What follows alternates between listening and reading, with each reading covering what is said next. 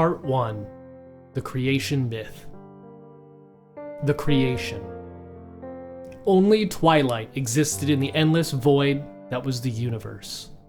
Somewhere in that void, Enelis, the Earth Mother, goddess of creation, existed, alone.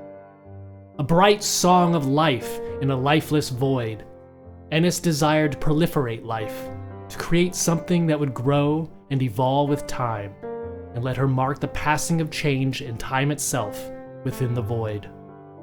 To help her on this task, Enelis created 4 powerful energies required for life to thrive, what we would know as the 4 classical elements: fire, earth, water, and air. She created and personified these elemental sources as powerful goddesses with near infinite power concerning their elemental energy. These elemental queens would work together to create a living world so that Enelis herself could grow and infuse it with the cycle of life, death, and rebirth. First, Svavra, the Fire Queen, burned bright, creating the warm center of the world as a burning ball of the purest fire to warm the world from within. Droga, the Stone Queen, created the hard rock and stone, the earth to surround and absorb the heat of the flame. Mira, the Water Queen, then filled the cracks of the rocky ball with life-giving waters, filling glaciers, lakes, and the oceans. Aethes, the Storm Queen, then surrounded the new land with life-giving air. She then blew the first gust of wind that would set all of the world's weather into motion and move the waters about the land through rain and evaporation. Enelis then enveloped her creation. The new world was filled with the life of birds, beasts, and green plants as Enelis became one with her new creation, a new living world called Enelis. However, it was in perpetual twilight, a natural, wild world with neither order nor chaos nor good nor evil. It was a world in natural balance, life and death, a great and endless cycle. After the creation of Enelis' living world, Enelis honored the elemental queens by creating the first fully sentient beings, the dragons.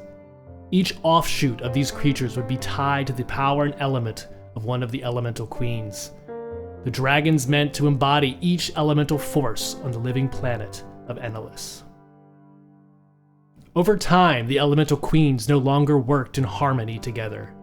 There was strife among them, as each believed their personal element and power to be superior to the others. A great war erupted between the goddesses, and also a shadow war between their servants, the dragons, upon the surface of Enelis. To protect her children, Enelis banished the elemental queens to beyond the void of her world, where they each then created their own individual, infinite realities, each subsumed in their own particular element. Thus, the elemental planes were born. To this day, the endless war between the elemental queens reigns, and their minions continue to fight. The beginning of day and night. Since the creation of Enelis over countless aeons, small regions of the infinite twilight began to slowly coalesce into small, infinitely sized collections of light and darkness. Over countless more aeons, these collections would grow. Eventually, they became nearly infinite in size and became sources of pure energy of their own. One place composed of pure life-giving light and vitality, and the other a place of pure decaying void and impenetrable darkness. In the heart of these new infinite regions, new energy planes, there was a sentience born. One sentience was a great being of pure life-giving light, the sun goddess Solaris. The other was a being of pure darkness, death, and entropy, the god Nembril. These new deities were immediately in conflict, finding their energies equal and opposite, as both were important components of the cycle of life and death. Solaris and Nembril made all of the void their battleground, with the world of Enelis caught at the center of their strife. At one point during the seemingly endless war between light and darkness, Nembril blasted Solaris, fracturing her glowing form, scattering pieces of her essence across the void. Thus, motes of her light flew out into the vast expanse, becoming the stars. Solaris then retaliated and fractured Nembrel as well, and his portions coalesced into dense dark crystals that flew around the twilight with great momentum, seen now as only dark shadows in the night sky. A great portion of the twilight expanse was destroyed in this great battle as vitality and void energy collided, creating emptiness in its place. All that remained of the once endless twilight was Solaris, the golden sun with her shattered remnants of scattered stars across the expanse, and the dark, empty void, the darkness that was Nembrel. The fighting had grown into a rhythm where either Solaris or Nembrel would gain the upper hand temporarily, but then their positions would exchange.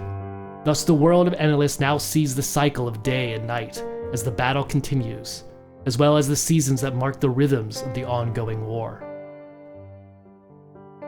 It was through Solaris and Nembrel that the concepts of holy and unholy existed for the first time, holy being the proliferation and cultivation of life, and unholy being the diminishment and destruction of that life. Morality had come to Enelis' creation, and these concepts would cause chaos among the only sentient beings upon Enelis, the dragons. During the time of light and darkness, the ongoing war seeped upon the world of Enelis. The dragons would become divided, not just by their elemental affinity, but also by their philosophical and moral views. The dragons separated into factions and ideologies, and the respect for Enis diminished. The corruption of the firstborn. Enis, the Earth Mother, felt abandoned by her progenital creations. She stripped the dragons of their immortality, and they were then beholden to the laws of life, reproduction, and death. Enis then sought to create new children who might better embody her world. Thus the first humanoids, the firstborn, were created. These new beings were free to choose their own moral path and form. Enis scattered the firstborn across the myriad world of Enelis, knowing that the very land itself would reshape the firstborn, allowing them to evolve within their environment. Meanwhile, the war of light and darkness soon found itself upon Enelis directly. It is said that Nembrel was the first to disregard Enis' will and intrude upon her creation. Nembrel corrupted some of the firstborn upon what would become the small continent of Nastus. He instilled in them a desire to extinguish life and light, to be his servants upon Enelis. The original Daki, evolved in the rocky badlands of Nastus, would now become the corrupted Dukan. In retaliation, Solaris did likewise, implanting the desire to proliferate life and light into another group of the firstborn, on the nearby continent of Alaris. The Revi, who evolved in the grasslands of Alaris, would be blessed by Solaris' light, and would eventually evolve into the modern Nomenir. Enis soon discovered these manipulations, and in her infinite wisdom she foresaw how the battle between light and darkness, good and evil, holy and unholy, would forever reshape her creation. She then banished Solaris and Nembrel, and all of the progenitor gods from ever interfering directly with her creation. Enelis was forever protected from direct divine intervention. These deities were now restricted to what would become the outer planes. Enelis created Polaria, the moon goddess, as the guardian of fate, who is composed of both the essences of Nembrel and Solaris, light and dark. She became the moon and would encircle Enelis, forever protecting the world and its inhabitants from divine intervention, ensuring that the mortal firstborn and their descendants would be forever free to choose their own moral path, guided by their own fate.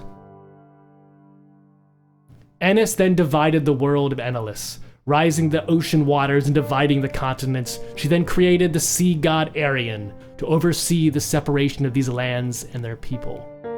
He would be tasked with ensuring the corrupted firstborn of Alaris and Nastus would remain separated from the other firstborn elsewhere, who had yet to evolve and harmonize with their environments.